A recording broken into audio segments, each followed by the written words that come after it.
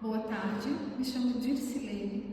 Estou aqui para entrevistar a professora Deise para o trabalho Prática Pedagógica, Carreira e Sucesso. Vamos lá então para as perguntas, prof. Vamos lá. Primeira pergunta. Para começar nossa entrevista, qual o seu nome e a sua formação acadêmica? Meu nome seria Deise Carolina Santos. Eu sou formada em licenciatura em História e segunda licenciatura em Pedagogia e fiz uma pós-graduação em Alfabetização e Letramento. Ótimo. Qual tempo de experiência você possui na docência? Não faz muito tempo, faz 6 anos que eu estou na área da educação. Trabalhei os meus 3 primeiros anos com a educação infantil e depois os últimos 3 agora com o ensino fundamental 1. Ótimo. Prof, quais são os recursos didáticos que você mais utiliza em suas aulas? Explique os motivos.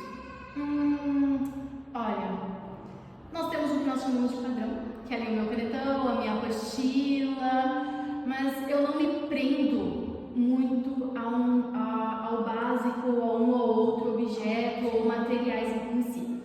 Eu uso tudo que está na minha volta, tudo que eu vejo que eu posso utilizar para dar uma aula diversificada, eu vou usar. Como exemplo disso, esse tempo atrás queria fixar o conhecimento de uma forma brincando, com que eles aprendessem, o conteúdo era de ciências.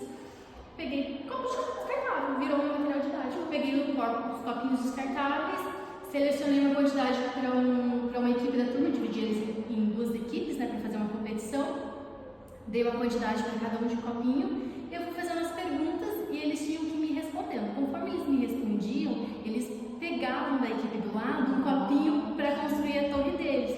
Quem construísse primeiro, óbvio, ganhava a disputa entre eles. O intuito de fazer com que eles aprendessem, brincando, uma coisa que instigou, porque disputar uma coisa ou outra eles sempre gostam de competir. Na aula que você esteve ali, que você viu, que a gente conversou, que foi sobre o sistema monetário, onde eu comprei, o colégio, na verdade, comprou ali açaí, algumas coisas, e a gente, então, colocou tudo numa mesa, eles fizeram uma conta do que eles iriam comprar, trouxeram o valor já com a continha feita, e o coleguinha teve, então, que ver se a conta dele estava correta e fazer a conta do troco conforme o dinheiro que o coleguinha iria pagar. Então, assim, o meu material didático é tudo aquilo que eu posso utilizar. Qualquer coisa que está à minha volta, se eu tenho uma ideia, assim, não, dá para fazer, vamos fazer. Se eu não tenho isso, eu vou substituir com o quê? Vou procurar outro material que eu possa substituir. E o principal motivo é para que o meu aluno aprenda de uma forma gostosa, que ele tenha prazer em aprender, sabe? Para que ele nunca esqueça de se tornar adulto. A minha professora me ensinou a mexer com dinheirinho dessa forma. Esse é o meu intuito. Ele não ficou preso a um padrão. Não ficou preso a um padrão. Perfeito. Outra sim, você já utilizou um recurso inovador em suas aulas? Se sim, qual foi o recurso e os desafios, prof, encontrados? Se a resposta for não, prof, por gentileza, explique por quê. A resposta é sim. Já usei muita tecnologia. Aqui no colégio nós temos os Chromers, onde a gente tem ali alguns aplicativos e nós criamos dentro do nosso aplicativo algumas atividades para os nossos alunos e eles podem utilizar. Mas eu gosto muito da metodologia ativa e eu já usei bastante a sala de aula invertida. Eu tive um bom retorno, tive alguns desafios. Eu usei sala de aula invertida. Eu trabalhei um mês ali com o ensino médio, ensino fundamental 2. Eu tive um pouquinho mais de trabalho com eles em relação a trabalhar novas metodologias ativas, mas com o ensino fundamental 1 foi uma resposta muito gratificante. O retorno foi muito bom, foi muito gostoso. Já esqueci qual era a pergunta em geral. Isso se eu utilizei, eu utilizei metodologia ativa, tecnologia e, se você já o motivo. Isso. O porquê que eu utilizei? Porque nós precisamos mudar a nossa forma de ensinar. A gente precisa sair do padrão, daquilo que a gente chama como padrão. A gente precisa expandir as nossas formas. A geração que eu ensino hoje não é a mesma geração que eu vi quando eu aprendi. E nós temos que buscar novos meios, novas formas de passar esse conhecimento na verdade não, de mediar o conhecimento, porque eu tenho conhecimento como professora, tenho, mas o meu aluno também tem. Prof, em sua observação, quais são as habilidades mais importantes para um professor desenvolver no decorrer da sua formação? Olha, eu acho importante que enquanto nós estamos estudando e aprendendo para se tornar um professor, a gente desenvolver um emocional e um psicológico forte e estável.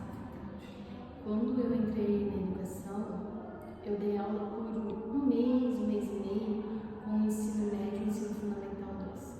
Eu formava em licenciatura história primeiro, né? Eu me frustrei muito mesmo. Por quê?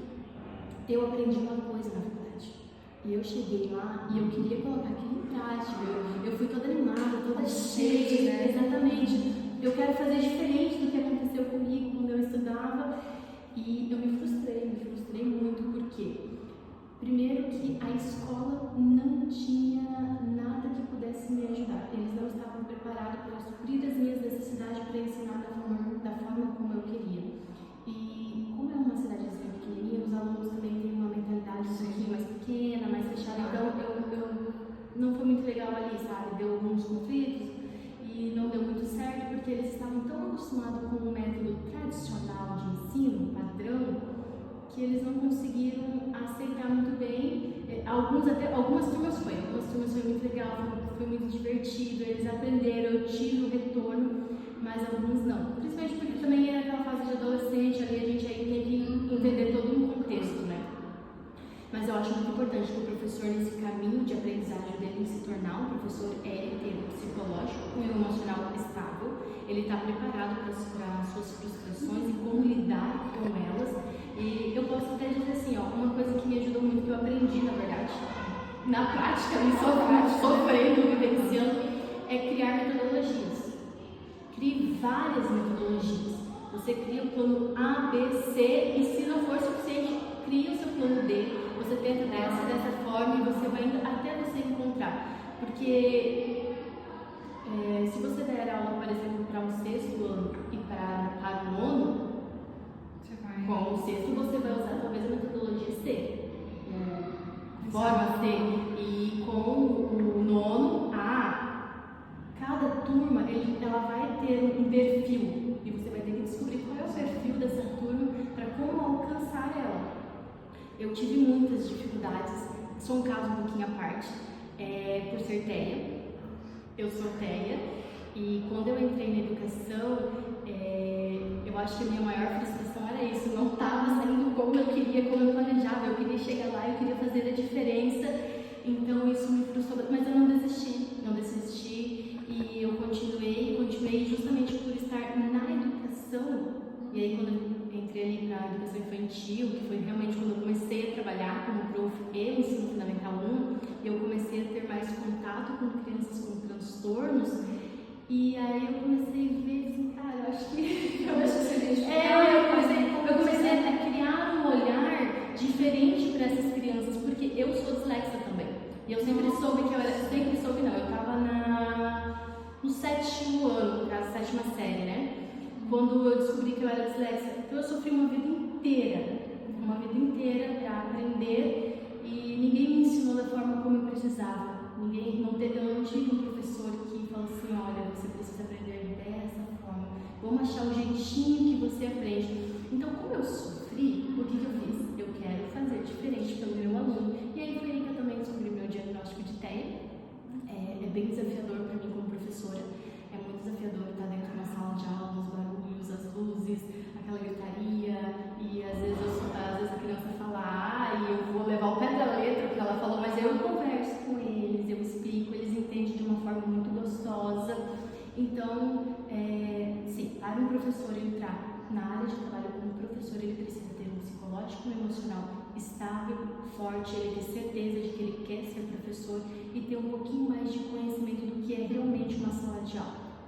Eu te agradeço muito por trazer, para a nossa entrevista algo que talvez seja tão pessoal, mas que ao mesmo tempo vai agregar tanto, e já está agregando para mim.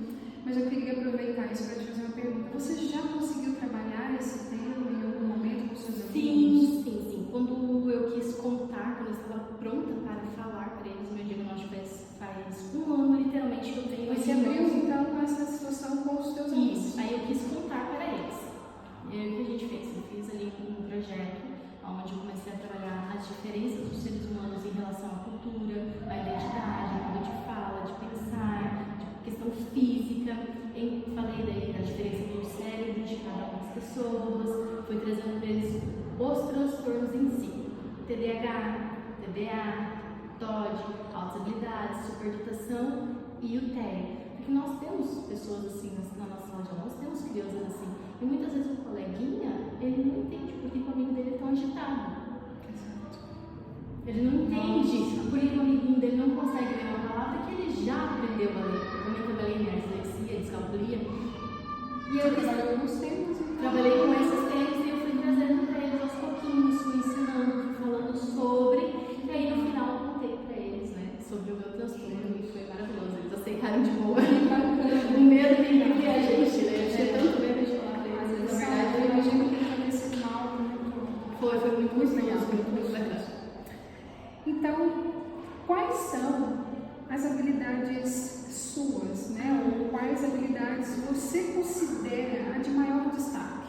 Eu sei que você já colocou algumas coisas aqui, bastante até, mas existe alguma entre tantas que você considera assim a sua de maior destaque? Ai, eu tenho uma dificuldade em autoelogiar. Na verdade, nós seres humanos tem, parece que a gente está falando presunçoso, né? Mas eu acho que é importante quando a gente rompe esse preconceito muitas vezes com a gente mesmo, esse medo, na verdade, não é um preconceito, é um medo de... Exatamente. E a gente coloca, porque quando a gente faz isso, a gente está dando a oportunidade do outro, sabe? Se assim, analisar, se analisar, se valorizar.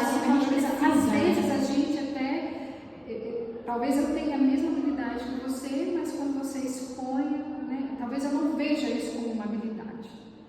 Mas Sim. quando você expõe isso, então eu vou entender, cara, isso é uma habilidade e eu posso, né? Eu também posso crescer.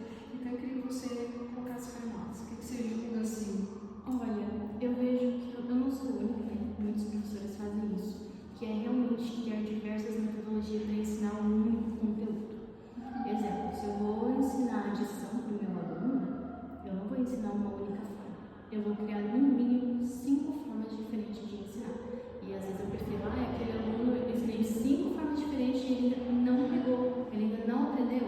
Que eu considero ou criar muitas metodologias para ensinar e ter este olhar de ver que o aluno, por mais que tenha ensinado de várias formas diferentes, ele ainda não pegou. Mas por quê? E aí eu me volto para ele, né? E passo novamente 5 metodologias. Se ele não aprendeu com nenhuma dessas, então eu vou atrás de uma sexta, de uma particular para ele. Justamente porque eu sofri muito quando eu era pequena. Então, assim, o que eu vivi, eu não quero que o meu aluno viva, sabe? Eu não quero ser uma professora que olhe para o aluno e fale assim, meu querido, se o seu coleguinha aprendeu assim, por que você não pode aprender? Não é o jeito dele aprender, não é esse. Eu quero ensinar ele do jeito que ele aprende. Então, se for para mim citar algo que eu quero dizer que eu tenho orgulho, mesmo tendo vergonha de falar, seria isso. Eu tenho orgulho de poder ter esse olhar, de ver, analisar o meu aluno, de observar ele dentro da sua particularidade, querer ensinar ele da forma com que ele vai aprender, criando várias metodologias diferentes. E isso é eu me emocionei. Eu vi o amigo dele. Eu me emocionei porque enquanto você falava, eu voltei quando eu era criança. Eu era menina e eu tinha uma dificuldade muito grande em aprender. E eu lembro que alguns professores, é isso, a gente quer ficar marcada. Eu também quero ficar marcada de uma forma gostosa, boa, positiva na vida do meu aluno. Então eu acredito que assim você também. Sim. Mas infelizmente não é a realidade de todos nós, né? E enquanto você falava, eu me lembrei, infelizmente, de uma situação em que eu precisava de mais paciência. Eu precisava, sabe, dessa insistência, desse olhar, sabe, humano realmente, para entender que assim, não, ela precisa de mais tempo, ela precisa de mais investimento, ela precisa, sabe? Então, assim, por isso que eu me emocionei. Isso, de fato, assim, é uma habilidade que não é para todos. Então, é realmente grandioso. E Desafiador. Desafiador. Vamos lá, então, seguindo. Em sua compreensão, quais são as competências necessárias para um professor desenvolver uma educação de qualidade? Criar sua própria metodologia, achar o seu próprio método de ensinar, estar a par da evolução, sabe? Tipo assim, ter noção de que as coisas estão sendo ampliadas, que existem outras formas, que existem outros métodos, buscar entender ele e aplicar, colocar em prática, buscar de alguma forma colocar em prática. Ah, mas eu não consigo fazer exatamente como eu aprendi, como eu descobri que está sendo agora. Daí. Primeiro você começa, depois você melhora, né? Sempre falo. Primeiro você começa e depois você melhora. E ter esse olhar de olhar para o seu aluno sempre com amor e com carinho e ensinar ele, passar o conhecimento, ser alguém que vai marcar a vida dele. Meu Deus. Como você visualiza a educação, Prof. Deise, no futuro? Eu sou uma pessoa que sonha alto. Eu sonho alto. Eu quero olhar para o futuro e eu quero ver uma sala de aula fora do padrão. Fora do padrão. Chega de padrão, deu. Eu quero que realmente a forma como nós aprendemos na faculdade venha para a nossa vivência, que a gente possa colocar metodologias ativas em prática. Metodologia ativa. Esse, para mim, tem que ser um novo padrão de ensino. E eu quero olhar para o futuro e eu quero ver dessa forma. Eu quero ver que os alunos possam trazer o conhecimento, que possa ser uma forma gostosa, que não se prendam a uma sala de aula fechada muitas vezes, sabe? Meu Deus. É isso que eu quero. Eu quero que lá no futuro comece, não 1, 2, 3, mas desde a educação infantil, desde o pequenininho até o ensino médio, uma educação inovadora, diferenciada. Olha, eu queria aproveitar para dizer que, assistindo ali um pouquinho das suas aulas, eu realmente pude comprovar que é isso. Eu posso comprovar que é realmente assim.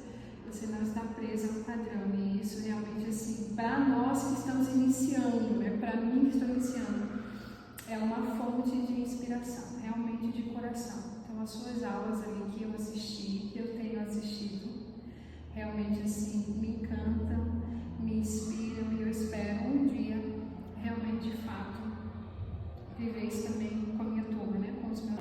Que metodologias de ensino poderão ser mais utilizadas por um professor no futuro? Eu acho que eu já até respondi, né? Eu sou bem fã mesmo da metodologia ativa. Eu acho que todas elas são muito abrangentes e a gente pode até fazer com que elas se tornem mais abrangentes ainda do que elas já são. E com certeza usar a tecnologia que a gente tem à nossa volta. Eu vi uma vez uma frase que é o seguinte: se eu pegar um médico dos anos 60 e colocar ele hoje dentro de uma sala de cirurgia, ele não vai conseguir fazer a cirurgia. Esse cirurgião não vai conseguir fazer porque é totalmente diferente. As coisas mudaram, os séculos mudaram, nós mudamos. Se eu pegar um professor dos anos 60 e colocar ele na sala de aula hoje, infelizmente ele vai conseguir dar uma aula. Ele vai conseguir. Então assim, eu não quero que ele consiga. Eu não quero que ele consiga. Eu quero que realmente os professores do futuro usem muita metodologia ativa que mude a sua forma de ensinar. Mude tanto que realmente dificulte para quem ficou para trás, né? Por último, Prof. Deise, quais aspectos você considera importantes para a formação de um futuro professor? Falando para mim agora. Tenha certeza do que você quer. Tenha certeza de que você quer entrar na sala de aula. Tenha um pouquinho de conhecimento do que é realmente estar aqui. Por que eu falo isso? Pode soar, quem sabe, egoísta ou sei lá o quê, mas eu penso que nós somos seres humanos. Nós temos sentimentos e nós estamos lidando com o futuro. Então, se eu não estou preparado para entrar em sala de aula, eu vou fazer algo de uma forma, quem sabe, que eu não gosto, ou mal feita, porque eu não estou preparado para isso. Eu posso estar prejudicando o futuro de outras crianças, o ensino de outras pessoas, o futuro de uma outra criança, de alguém que é amado por uma família. E aí eu penso em nós também. Eu também posso me frustrar, eu posso entrar na sala de aula achando que é uma coisa e não é, e daí descobrir que aquilo não é para mim. Então quer dizer que eu não posso fazer uma licenciatura ou tentar virar professor porque eu não sei? Não, não é isso. Você pode, só que você tem que entender uma coisa: se você vai entrar na educação, tenha no mínimo uma base do que realmente é ser professor, para que você não se prejudique psicologicamente e emocionalmente, e muito menos prejudique o ensinar e aprender de uma criança. Exato. E eu vi o quanto você, observando as suas aulas, né? Eu vi que realmente, assim, de fato, como você colocou, você tem tanto amor e tanta certeza daquilo que realmente você foi chamada para fazer, que eu observo isso ali nas suas aulas, a tua organização. Você já chega com tudo organizado, tudo pronto, ou seja, é sinal para mim, pelo menos, né? Que eu estou pensando de alguém que, para mim, alguém que se planeja, que se organiza, é alguém que ama de fato aquilo que está fazendo, porque ela pretende entregar algo de qualidade para quem está ouvindo, para quem está aprendendo. Eu preciso não só ensinar, eu preciso passar conhecimento, remediar, eu preciso criar cidadãos de valores. Eu tenho que fazer isso com amor, sabe? Com amor. Não tem como você ser um professor e não ensinar por amor. Senão você não vai ensinar, você não vai alcançar o seu aluno. E aí nesse planejamento, nessa organização, a gente já começa a enxergar o quanto que esse indivíduo realmente ama o que ele está fazendo. Porque geralmente quando a gente não ama, ou quando a gente está fazendo algo porque a gente tem que fazer as contas, a gente tem que pagar as contas, a gente começa a atropelar, a fazer de qualquer forma, de qualquer maneira. Afinal, você não tem amor por aquilo, você não tem paixão por aquilo. E eu gostaria de dizer que te acompanhando, eu vejo amor, eu vejo paixão nos seus olhos, naquilo que você está fazendo. E eu quero dizer para você, olhando nos seus olhos, que isso me inspira, de coração. E como eu falei, eu espero um dia, de coração, de verdade, um pouquinho desse amor